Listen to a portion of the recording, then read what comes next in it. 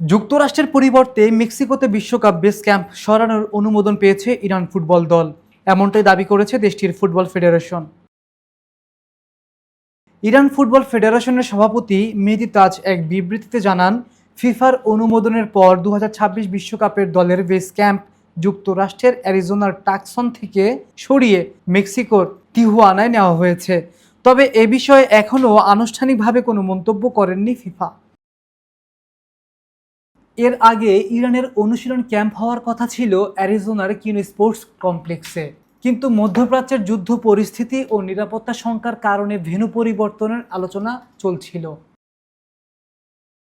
মেহেদী তাজ বলেন, বিশ্বকাপে অংশ নেওয়া সব দলের বেস ক্যাম্প ফিফার অনুমোদনের মাধ্যমেই নির্ধারণ করা হয়। ইস্তাম্বুলে ফিফা ও বিশ্বকাপ কর্মকর্তাদের সঙ্গে বৈঠক এবং তেহরানের ফিফা মহাসচিবের সঙ্গে ভার্চুয়াল আলোচনার পর আমাদের আবেদন অনুমোদিত হয়েছে।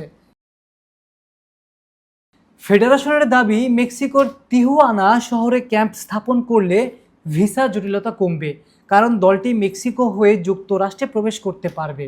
তাজ আরও জানান, ইরান এয়ারের ফ্লাইট ব্যবহার করেও যাতায়াতের সুযোগ থাকতে পারে।